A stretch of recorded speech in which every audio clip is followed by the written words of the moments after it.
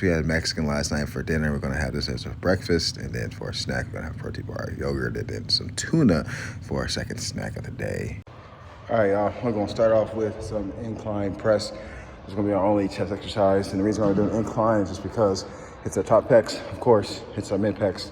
And as well, being on the Smith machine allows us to get more reps, go closer to failure, and, you know what I'm saying, do what we got to do. So we'll do probably 3 or 4 reps, 3 or 4 sets. And then after that, we'll move on to most likely our back or our shoulders. Not sure yet. We'll probably stick with the Smith machine for our main core lifts. And then, yeah, do what we got to do. The main reason why I'm in this little personal training room is because the gym I go to has like basketball courts, volleyball courts, and like a football field in there. So it's pretty loud because the kids are having like their sporting events right now. So that's why I'm in this little room. And it's more quiet. And as you guys can see, I started off pretty heavy with incline pressing. I got 6 reps, but not too bad, So I went down in weight a little bit for a second set, and as you guys can see, more smooth, a little bit easier, but form looks really good. I'm taking my time on the way down, not rushing it. Only thing I can say is maybe I can let it sit on my chest a little bit longer, but great form. My hands are wide. They really emphasize our pecs, and as you guys know, I really love incline pressing, especially on the Smith machine, because you can go all the way to failure, focus on hypertrophy, and you know what I'm saying, just a great machine to utilize for pec growth, and you know, not really worry about stability. And of course, with every pressing movement, guys, keep your chest high, arch that back to emphasize, you know, that stretch of your pecs at the bottom. So don't forget to do that. But everything looks smooth, everything feels smooth. You know what I'm saying? Like, it feels good. It's a good lift, man. I'm not gonna lie. But yeah, taking our time, walking the dog, not rushing, letting the dog sniff around, you know, piss on the fire hydrant a little bit, you know what I'm saying? And do all that scratching motion it does, you know, before it takes a shit, and letting the dog bury his shit with the grass, like, you know what I'm saying? Stroll through the park, taking our time, not rushing anything. This is how your reps should look. It should feel smooth, and you should be able to control it on the way down. If you can't control the weight on the way down, then the weight is way too damn heavy. So, you know, we're not going for that. We're going for great reps and great sets. All right, guys, next, Smith machine again. We're gonna use Smith machine to do some shoulder press, 60% incline. So we're gonna shoot for 3 to 4 sets. Just like I did with chest. My chest is feeling pretty fucking good, not gonna lie. Pretty pumped up. So our shoulders should be good. Really aiming for that. And yeah, let's get it done. And very similar to the pressing with, incline pressing. This just gives us a smooth, you know, feeling with the shoulder press as well. It's safe. It's no machine. If I was to fail, I could just lock it out on one of those pegs. You know what I'm saying? Got my hands a little bit wider just to emphasize and try to get as much, you know, depth as I can with my shoulders. But, you know, it feels really smooth. Feels really good on my shoulders. And also, guys, as you guys know with shoulder press, you do not arch your back like you would do with a pressing movement for your chest. You do the opposite. Keep your back straight, so it puts more emphasis on those shoulders. So our shoulders are being utilized more so than your chest. Of course, you're going to utilize a little bit of your top pecs anyway, but you know, to minimize the amount of pec activation you're going to use, do not arch your back. You know what I'm saying? You want it all to be dealt, and I see that a lot of times with people who are really ego lifting on shoulder press. They will arch their back a lot, and then, you know, the pecs kind of become the primary, or the pecs try to take over the lift, and then they're able to lift the weight, but they're not really, you know, focused on the shoulders as much. So remember that tip. But like, as you guys can see, smooth, you know, really taking our time, milking that rep, just trying to get great reps within great sets. And I'm not ego lifting. I'm not lifting way heavier than I need to. I'm challenging myself. I'm trying to go as close to failure as possible because I'm on the Smith machine, so I can challenge myself. You know what I'm saying?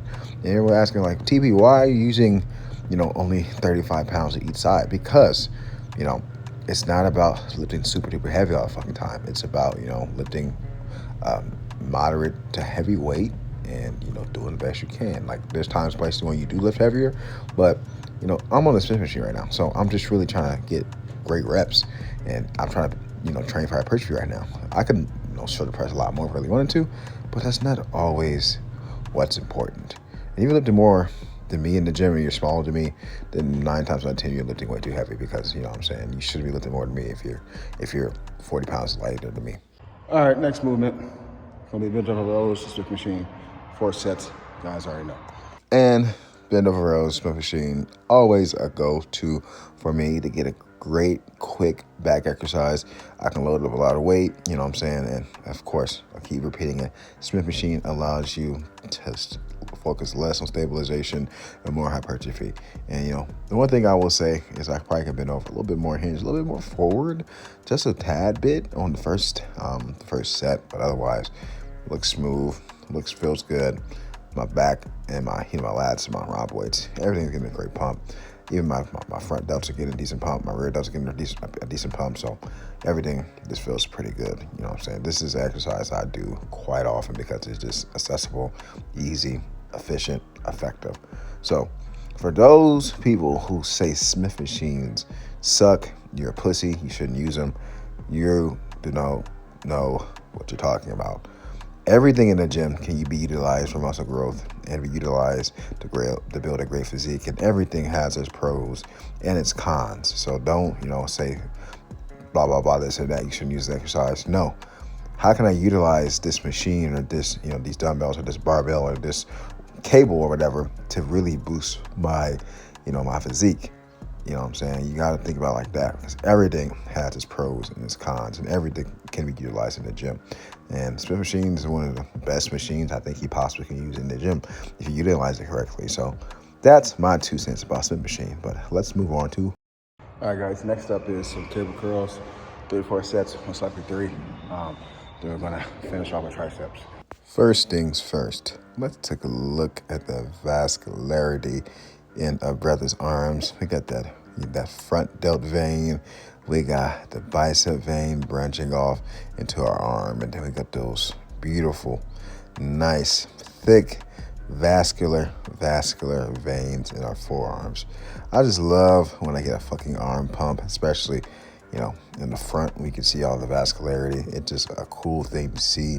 It's a great thing to see. And it just shows like the leanness that's in my arms, you know what I'm saying? Because it's you have to be lean to see, really nice, thick, vascular or dense veins. Like, of course, you can see veins in almost anybody unless you're like extremely overweight. But to really see those veins pop out vascularity wise, it's just cool. You got to be lean, and a lot of vascularity is also to genetics too. But I just like when I'm vascular and I'm getting that pump in the gym. Like, it makes me fucking look gnarly and feel like a fucking beast, and it makes me train even harder when I see those veins. I'm like, look, let's just keep pumping these fucking veins up. Let's just see what as shredded as we can get and see how vascular as we can get. And you're doing something right. We can see veins in your quads, which I can. I got veins in my quads, which is just like gnarly to see. It's cool to see too. But reason why I picked these is just because cable curls are a great exercise. It allows you to get a full range of motion, allows you to get that full bottom stretch at the bottom right here. As you guys can see, fully lengthening out those biceps. Cables keep great tension on those biceps the entire time. Very easy exercise to set up and do. And the pin weight just makes it easy to pick the weight you want to pick. And and you can do this in about 10 minutes and be done, and you can really do 4 sets in about 10 minutes and be done with doing triceps the rest of the day. So, that's one of the reasons why I always use bicep curls. I love it, and it's just a fucking phenomenal workout, man. All right, we're going to finish up with some triceps. My old reliable for triceps. Tricep pushdowns. Oh, reliable. You guys already know. Tricep pushdown is a great exercise. You know what I'm saying? It, fully lengthens the tricep all the way up. As you guys can see, push down, gives you that great horseshoe, gives you that great burn. Feels very, very, very great for your triceps. You can really load this up with a lot of weight. I usually use about, I go, at the highest I go like to 150. But usually I stay around between like 140 to 110 range. I could probably go higher. I have really, really strong triceps, and you guys can see very, very big triceps as well. But, it's totally fine to train your biceps. Fuck I'm talking about. It's totally fine to train your triceps heavy, because they're a big, dense muscle. They're the biggest muscle on your arm.